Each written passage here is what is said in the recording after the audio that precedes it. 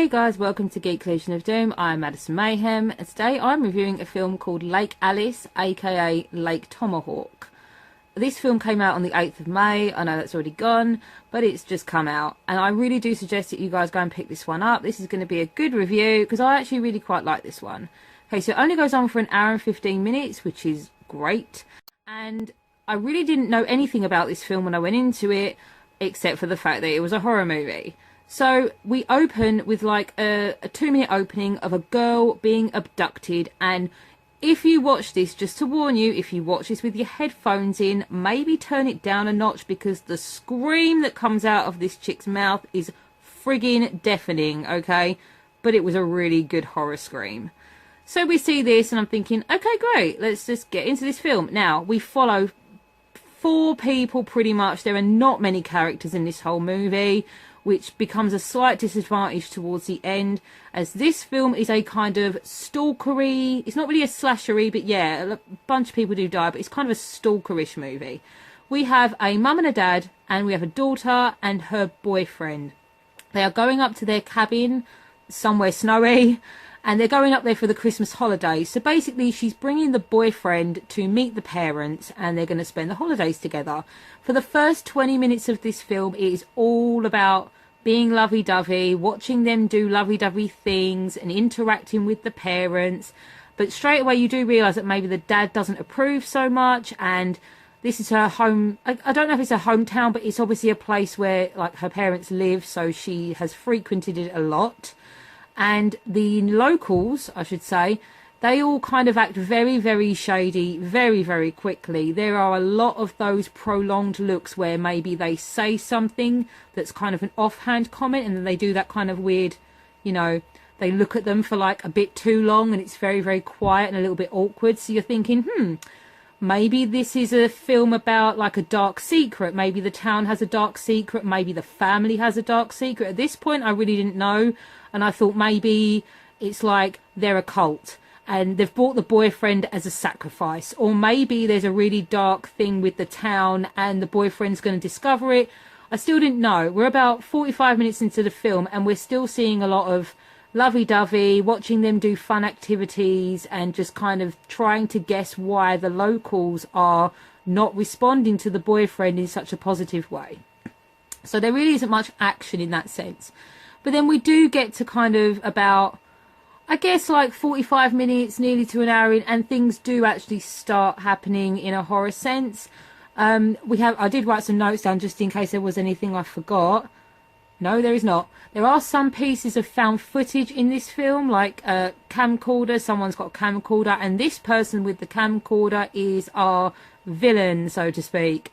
They have started to watch, her name is Sarah, the daughter, and her boyfriend Ryan. They've started to kind of stalk them and film them, and you're thinking, okay, is this just like a random guy, or is this someone that knows them? And from all the prolonged looks we were getting during the film and the kind of dark vibe, I'm assuming at this point there is someone that knows them and doesn't want her to marry this guy, or, you know, maybe whatever. So we have another guy called Tyler, who is the ex-boyfriend, and his mum, who's like a super nice lady. And it's clear to see that like Tyler doesn't want to give up on her. Now, this is my one little bugbear. As the movie progresses to like the hour mark, we then have the moment where someone in a mask, in like a ski mask with blacked out eyes, then starts breaking in, and people start dying really fucking quickly, and it is kind of awesome.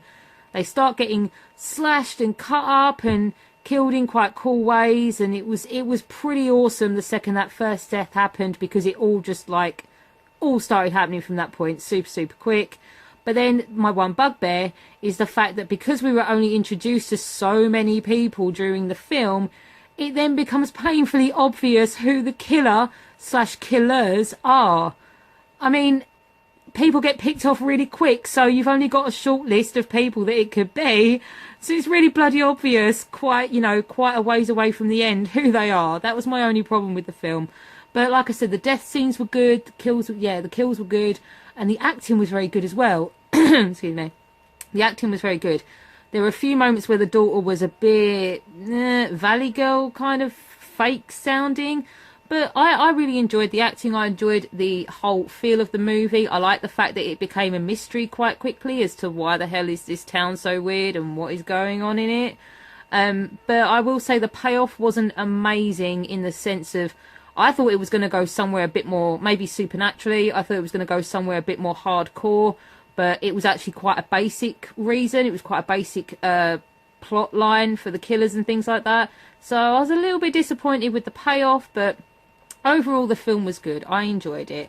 There wasn't really much of a score though, I will say that, and it wasn't a huge problem. I didn't notice it for a long time, but there really isn't any music to go with this film. There's no background score, except for a few scenes. There is a bit of music, but it was just a lot of, you know, breathing sounds and footsteps, and I realised quite quickly after that, I was like, oh wow, there is nothing to amp this up. But that's not a terrible thing. And at the very, very end, after we have had our break-in and we've had people start dying and, you know, realise what the killer's motives are, which are painfully obvious, there was a good little twist. There was like a 2-minute twist at the end, which I actually quite enjoyed. So yeah, I would give this film maybe like a 6 to 7 out of 10, because I think once you've watched it and you've watched it all the way through and you realise what's going on and why, you probably wouldn't be too interested in seeing it get to that point again. So I'd probably watch it again, but like watch it from the bit where people started dying, because that's where it's most interesting. So yeah, I'd give it like a 6.5, just because of the replay value is not that high. But it was very well made. The acting was great, good cast. I enjoyed it. Nice little movie. Go pick it up. And I'll see you guys later.